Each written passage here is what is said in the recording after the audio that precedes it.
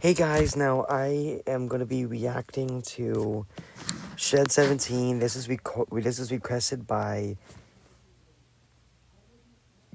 Golden, sorry if I'm not pronouncing your name right, the Big Engine.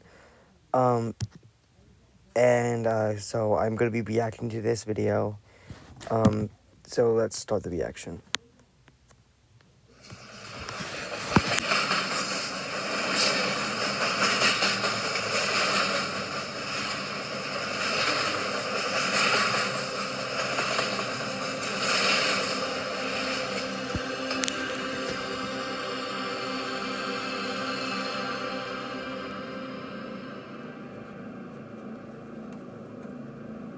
Okay, this gives me extremely,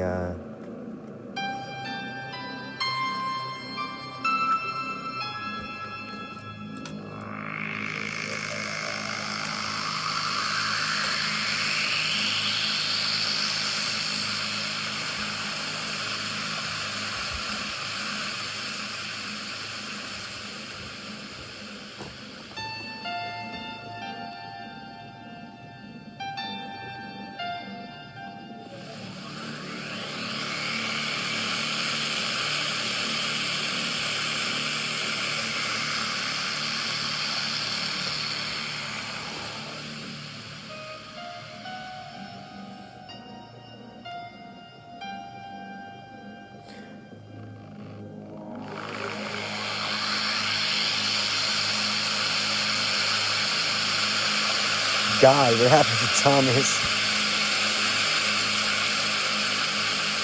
What happened to Thomas over here? They were the stories that have charmed an entire generation. From the books to the television series, people around the world have grown up with the railway stories, and all their cheerful characters. But the truth behind Thomas and his friends was no children's fantasy. The truth would be horrifying. This is not at all what I expected from this video. Okay.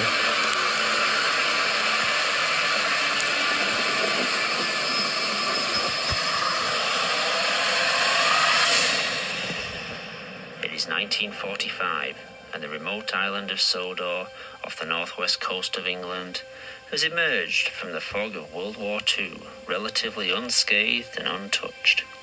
The island served as a detention camp for Germans living in England. That's how Professor came to be here. Professor Wilhelm Goetze was born in 1903 in Munich, Germany. A doctor in biology, he became a prominent advisor to the ruling party in the 30s. Wenn die älteren Jahrgänge noch bangen werden könnten, die Jugend ist unverschämt. Well, I'm sorry. Is that sorry, I don't want to say his name. I might get in trouble from YouTube for saying this man's name. In 1939, as war escalated, he, his wife Olga, and 4-year-old son Hans fled the country.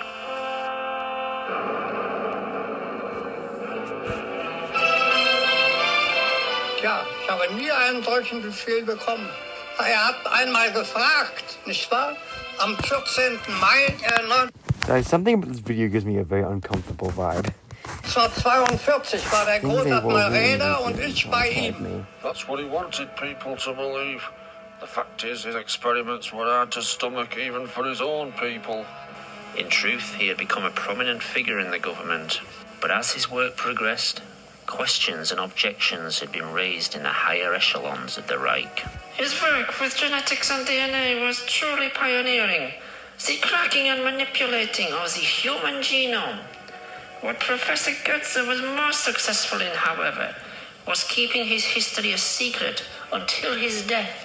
In an attempt to gain favor among the German hierarchy, Wilhelm Goetze was at the forefront of the government's most fanatical policies. In 1938, he was influential in instigating the infamous Sajmalnacht, the Night of Sawdust. But, as his experiments advanced, he became a much less popular figure and soon feared for his and his family's lives. As soon as they escaped to England, he was banged up here. But locals were nice to him. There was no hostility, and many of them chose to live here after the war. Following their release, Professor Goetze, Olga, and young Hans chose to remain. After studying under his father, Hans left at the age of 18 and went to university on the mainland, studying biology and engineering, writing several pioneering papers about genetics and the splicing of DNA with mechanical implants. He called it biofusion, the technique of manipulating genetic material to splice with So I love this guy's voice. There's something about his voice I just completely love. mechanical attachments. However, much like his father, the British government became more and more concerned with Hans Goetze's proposals. So he was forced to seek financial backing from home. His dad left Germany with quite a few bob, so Hans came back. He saw our little island as some sort of refuge where he could work in peace. Soon every nutcase and eccentric was coming over. By 1962, Hans had set up Sodor Research, a small lab near the town of Alsborough, but soon the enterprise began supplying medical equipment and machinery, and quickly grew to become a large complex, comprising its own links to the growing Sodor rail system. Young Abby Collins from the town was working there when Professor Hans took a liking to her. Soon they were married, and not long after, the town was buzzing with news of her pregnancy. Baby Thomas was born in 1968. Throughout the early years of his life, he would watch the growing railway network with fascination. He couldn't get enough of trains. His dad bought him one of the first video cameras, and he'd be on the platforms every day. No, it's so very strange that people can just turn such a sweet and cute kid show into something But he was friends with everyone. like Even that odd simple bloke and who could only say disturbing. where he lived. But his favourite trains were the old steam engines. Steam engines were a dying art on the British mainland, but Hans also had a fondness for them, much like his son, and likes to keep them running for our purposes, taking orders from the labs to the growing docks, or to the mainland to be transferred to modern postal express trains. But as the Sodor rail system expanded, it found itself increasingly under the supervision And that's how of Thomas the new was born. British rail network, and appointed a new controller. Right, get off my f***ing platform! Sir Topham Hatt. Born into money, he took his ridiculous name to heart and started wearing a top hat all the time.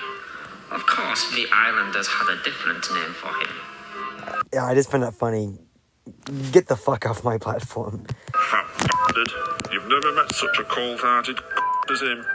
He banned all steam engine volunteers and cut most of rail employees. Shut down the branch line and the smaller stations.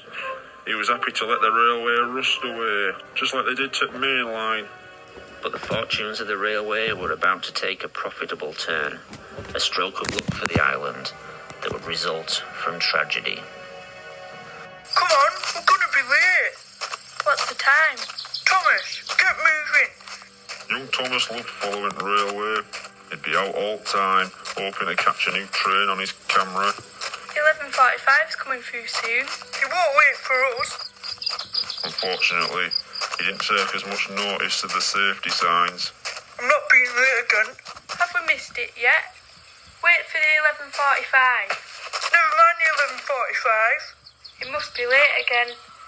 Thomas, come on. It's always held up. God.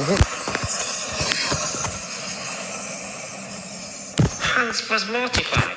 He disappeared from public view and into the labs. Locking himself in, he wouldn't allow anyone in there. Eventually his father Wilhelm came to see him. In a few days, a major laboratory had been locked down, followed by an engine maintenance shed, which was to become off-limits to all. All production was shut down, orders weren't met, but the two Professor Goetzes didn't care. More and more equipment was being delivered daily, but no one was allowed in Shed 17. Questions started being asked on Sodor. Where were the Goetzes? Would there be no funeral for young Thomas? And where was the body? They'd arranged for Thomas to be transferred to a mainland hospital. He'd been taken to the complex but was never moved by rail. We all assumed the obvious. He was still in lab. But if Thomas was there, was he still alive?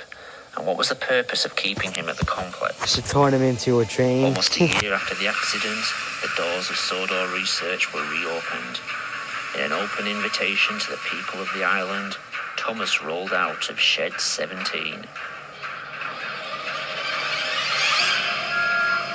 took me a moment to realise what it was I was looking at. When he looked at me and said, Hiya, Mr. Hartley. it dawned on me what Hans Goetze and his dad had done. One woman passed out as Thomas smiled at us. I had to run off round the side of the shed. Hey, are you alright, Keith? As news spread across the country, the world's media rushed to Sodor Island. Jeez. Tried to interview me. I became a bit of a celebrity. Controversy on Sodor Island. Questions asked about science ethics. It's fair to say I was pretty nervous at times, Joined now by Keith Hartley. but I think I put on a brave face. What did you think when you first came to meet Thomas the Tank Engine? Throwing up.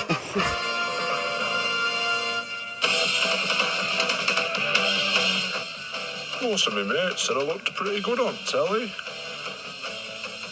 The mayor said I'd represented the people of Sodor very well. It's important to show you're confident when people are asking you awkward questions. Good evening. An act of mercy. This explains where Thomas came from. A crime against humanity. I am joined now by Even when some of the questions got difficult, I made sure I knew what I was talking about. What was your reaction when you first met a talking tank engine? That. You can't make an informed opinion, or if you can't string together 2 words on telly, well, maybe you shouldn't be on there. There are 2 sides to this. Admittedly, the subject matter was a bit bizarre sometimes. There are some dark forces at work here. You're alright as long as you can win over the audience. Does he just puke every single time they ask him a question about it? The Goetze family refused to answer any questions. Behind closed doors, the only question they agreed to answer had been asked repeatedly. Would Thomas work on the railway? The response was an emphatic no. Thomas's DNA had been reprogrammed to accept and adapt to the engine structure, using the engine's internal system to maintain his organic functions. What no one could be sure of was how much of the engine was mechanical and how much was organic material. Thomas had been able to move around without coaches, but to work on the railway, his engine would need to be fired up and operated by a driver and fireman. Since no one could be sure how much of the engine was Thomas, the pressure caused by the engine could rupture his organs from the inside, God. and the incredible heat could boil him alive. Professor Hans and his father vowed Thomas would never work on the railways. Similarly, the 2 professors were to refuse many requests by people from around the world who wished to be biofused into engines. There were billionaires offering to pay whatever they wanted to be converted into an engine or some other transport. Train enthusiasts too, and people with terminal illnesses were desperate to be made into trains. But for some reason, the Goetzes refused. But there would be other interested parties, eager to seize on the biofusion gold mine. The independently wealthy Topham Hatt staged a hostile takeover and within weeks had bought a controlling share in Sodor Research. Honestly, Immediately, the Topham Hatt, just something about the character doesn't seem right to me. policy of the company changed, and so did the ethics. The medical supply wing was shut down, and work began on mass biofusion experiments and operations. Anyone who could afford it, some handing over their whole fortunes, were turned into engines. But, along with the new policy, there would be worse to come.